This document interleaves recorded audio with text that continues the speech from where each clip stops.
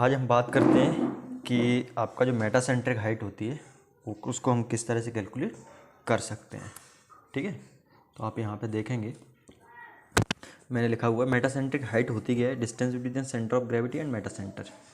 ठीक है, तो मेटासेंटर क्या होता है इसके लिए मैंने ऑलरेडी लेक्चर रिकॉर्ड किया हुआ है एग्जैक्ट डिस्कस करने के लिए। ठीक है, तो बेसिकली मेटासेंटर मोटे तौर पे मैं बताऊँ आपको तो जैसे आपने कोई बॉडी है फ्लोट कर रही है और उसको थोड़ा सा टिल्ट दिया तो उसका सेंटर ऑफ बायोंसी शिफ्ट हो जाएगा।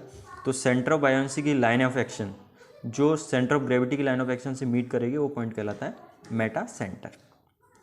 ठीक है, अब मेटा सेंटर आप यहाँ पे लिखा है distance between the centre of gravity and Meta centre. जो मेटा सेंट्रिक हाइट है वो क्या होता है, मेटा सेंट्रिक हाइट होता है सेंटर ऑफ ग्रेविटी और मेटा सेंट्रिक के बीच में जो डिस्टेंस होती है that distance is called as metacentric height. ठीक है, तो यहाँ पे आप देख रहे हो जी एम। ठीक है, जी रिप्रेजेंट कर रहा है क्या, centre of gravity, M represent कर रहा है मेटा सेंटर, तो जी एम मतलब मेटा सेंट्रिक हाइट। तो इसको कैलकुलेट करने का फॉर्मूला होता है बी एम। बी एम का मतलब, बी का मतलब सेंटर ऑफ बायोंसी, एम का मतलब metacentre minus B G. ठीक है, ये सारी चीज़ें पड़ी हुई हैं। तो बी एम मतलब सेंटर ऑफ बायोंसी और metacentre minus B G. B G का मतलब distance between centre of buoyancy and centre of gravity. B M का मतलब distance between centre of buoyancy and metacentre. ठीक है, तो Meta centric height निकालने का फॉर्मूला होता है। अब हम इसमें ये देखेंगे कि जो बी एम होता है, ठीक है, इसको कैलकुलेट करने का फॉर्मूला होता है आई अपॉन वी, जिसमें आई रिप्रेजेंट कर रहा है मोमेंट ऑफ इनर्शिया और वी रिप्रेजेंट कर रहा है वॉल्यूम ऑफ डिस्प्लेस्ड फ्लूइड। कितना फ्लूइड डिस्प्लेस हुआ उसका वॉल्यूम रिप्रेजेंट करता है। ठीक है, लेकिन आपको आई का ध्यान रखना, आई क्या रिप्रेजेंट कर रहा है, I moment of inertia of surface which is intersecting the free surface. मतलब यहाँ पे जैसे ये फ्री सरफेस है, ठीक है, इसको ये फ्री सरफेस है और ये ऊपर वाला हिस्सा है, तो आपको मोमेंट इनर्शिया सिर्फ इस वाले हिस्से का कैलकुलेट करना है। फॉर एग्जाम्पल आप यहाँ पे देखेंगे, ये मान लीजिए कोई बॉडी है, ठीक है, इसका इतना हिस्सा क्या है, मतलब कुछ हिस्सा इसका सबमर्ज है। ठीक है, तो इसमें मैं थोड़ा इससे समझाता हूँ आपको। मान लीजिए ये कोई बॉडी है, ठीक है, तो ये आपका जो मोमेंट ऑफ इनर्शिया है इसका दो एक्सिस के अबाउट निकाल सकते हो आप। तो एक तो मोमेंट ऑफ इनर्शिया इस एक्सिस के अबाउट निकाल सकते हो, एक मोमेंट ऑफ इनर्शिया इस एक्सिस के अबाउट निकाल सकते हो। मैं मान लेता हूँ ये बी है और ये मान लेते हैं एच है। ठीक है, ये बी है और ये एच है। तो यदि आप इस एक्सिस के अबाउट निकालेंगे मोमेंट ऑफ इनर्शिया, ठीक है, एक्स एक्सिस के अबाउट निकालेंगे तो उसका मोमेंट ऑफ इनर्शिया क्या हो जाएगा, बी एच क्यू अपॉन 12। ठीक है, और दूसरा मोमेंट ऑफ इनर्शिया किसके एक्सिस के अबाउट निकाल सकते हो, इस एक्सिस की। ये क्या है, लॉन्गिट्यूडिनल एक्सिस और ये लिटिल एक्सिस। तो इस एक्सिस के अबाउट यदि मोमेंट ऑफ इनर्शिया आप निकालोगे तो इस एक्सिस के अबाउट मोमेंट ऑफ इनर्शिया क्या हो जाएगा आपका, ये एच इंटू बी का क्यू अपॉन 12। तो आप देख पाएंगे कि लॉन्गिट्यूडिनल एक्सिस है ये एक्सिस, इसके अबाउट मोमेंट ऑफ इनर्शिया कम है और लिटिल एक्सिस इसके अबाउट मोमेंट ऑफ इनर्शिया ज़्यादा है। इसको आप शिप से कंपेयर करिए। ठीक है, जैसे मान लीजिए शिप है और इस तरह से चल रहा है। ठीक है, तो आप देखेंगे कि शिप का यदि आप इस एक्सिस के अबाउट, ये कहलाएगी इसकी लेटरल एक्सिस और ये कहलाएगी लॉन्गिट्यूडिनल एक्सिस। तो शिप का जो मोमेंट ऑफ इनर्शिया होगा वो आपका लॉन्गिट्यूडिनल एक्सिस के अबाउट क्या होगा, कम होगा, और लेटरल एक्सिस के अबाउट क्या होगा, ज़्यादा होगा। ठीक है, एक चीज़ और समझ लीजिए शिप के केस में कि यदि ये लॉन्गिट्यूडिनल एक्सिस के अबाउट ऑसिलेट हो रहा है, मतलब इस तरह से हो रहा है, ठीक है, इस एक्सिस के अबाउट, तो ये कहलाता है रोलिंग। ठीक है, ये क्या कहलाता है, रोलिंग। और यदि ये इस एक्सिस के अबाउट, बीच वाले एक्सिस इस तरह से रोटेट हो रहा है, ठीक है, तो ये क्या कहलाता है, ये पिचिंग कहलाता है। ठीक है, तो ये चीज़ आपको समझ में आ गई होगी। तो इसका मतलब ये है कि हमेशा आपको जो मोमेंट ऑफ इनर्शिया लेना है वो लीस्ट मोमेंट ऑफ इनर्शिया लेना है। तो लीस्ट मोमेंट ऑफ इनर्शिया का मतलब जैसे इस तरह का केस है तो आपको इस एक्सिस के बाद, लॉन्गिट्यूडिनल एक्सिस के बाद मोमेंट लेना है। ठीक है, ये ऑटोमेटिक आपको समझ में आ जाएगा कि लीस्ट किस एक्सिस के अबाउट होगा। यहाँ पे कुछ और समझाने की कोशिश की है तो आप देख पा रहे हो, हाई एल एल इस एक्सिस के अबाउट मोमेंट ऑफ इनर्शिया क्या हो जाएगा, एल वी क्यू अपॉन 2। ये एल माना है हमने और इसको बी भी माना है। ठीक है, तो इस एक्सिस के अबाउट मोमेंट ऑफ इनर्शिया क्या हो जाएगा, एल बी क्यू अपॉन 12, और इस एक्सिस के अबाउट, लिटल के अबाउट, तो क्या है बी एल क्यू बाई। तो ऑब्वियसली बी क्या है, कम है, एल ज़्यादा है, तो I L L will be lesser than I B B.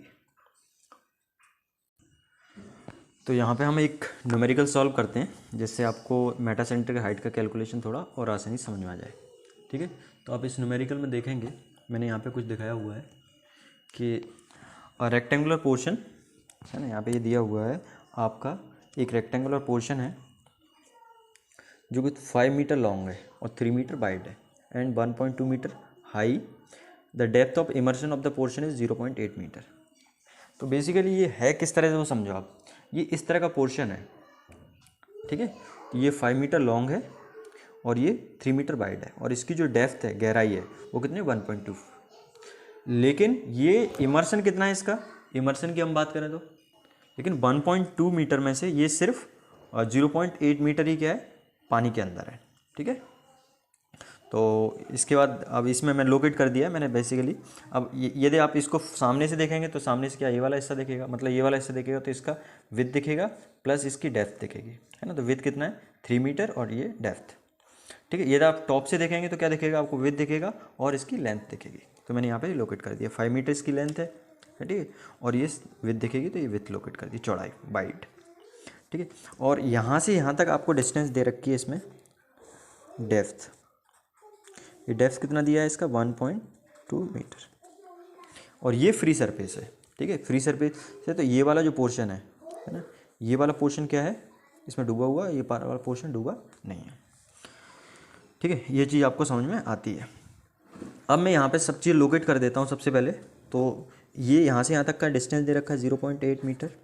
Immersion की जो डिस्टेंस है वो 0.8 मीटर है, ठीक है। अब मैं क्या करूँगा, अब मैं इसमें लोकेट करूँगा इसका सेंटर ऑफ ग्रेविटी और प्लस सेंटर ऑफ बायोंसी, ठीक है। सेंटर ऑफ ग्रेविटी लोकेट करूँगा और सेंटर ऑफ बायोंसी।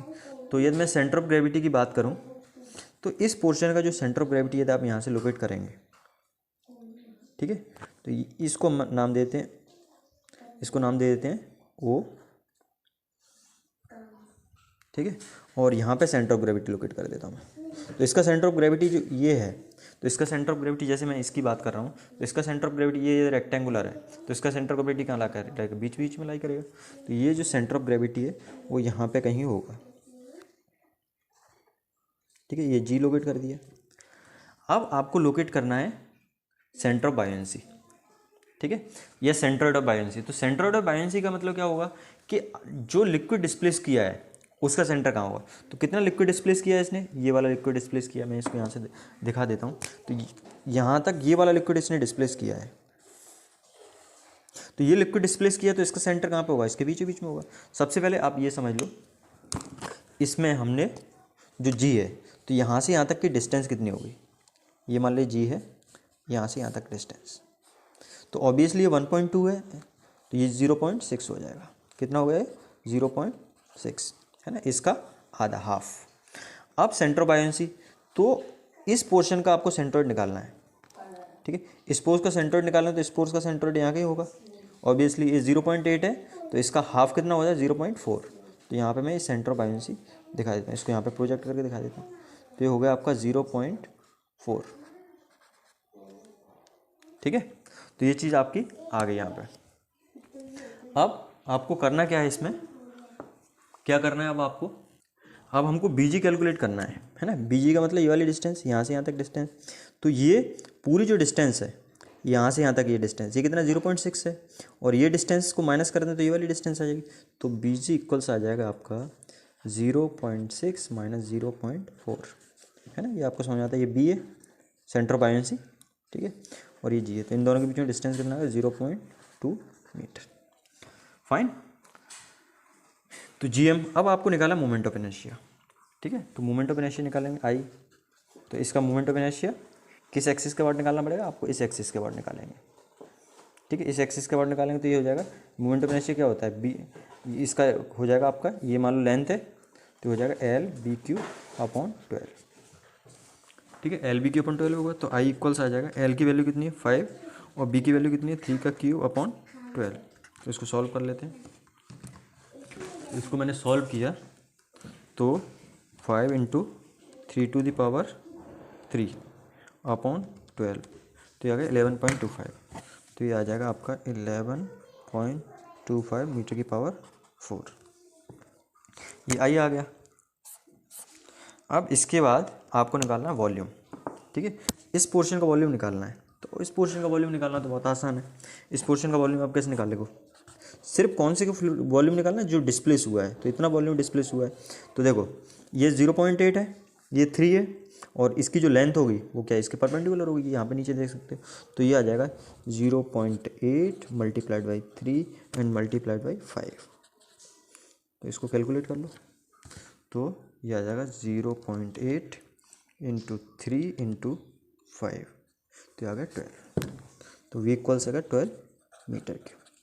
अब इसमें वैल्यू पुटअप करनी है, तो आसान है। तो जब आप वैल्यू पुटअप करोगे तो GM की वैल्यू आ जाएगी, GM इक्वल्स आई कितना 11.25 upon volume of liquid is place 12 minus BG। तो ये अब BG की वैल्यू निकाल चुके हैं यहाँ पे, ये ऑलरेडी BG की वैल्यू आप निकाल चुके हैं। तो BG कितना 0.2, तो यहाँ पे आ जाएगा 0.2। अब इसको सॉल्व कर लो GM मेटा सेंटर का, तो 11.25 divided by 12 and minus of 0.2, तो आएगा 0.7375। तो GM आएगा 0.7375 मीटर। ठीक है, so this is the required answer.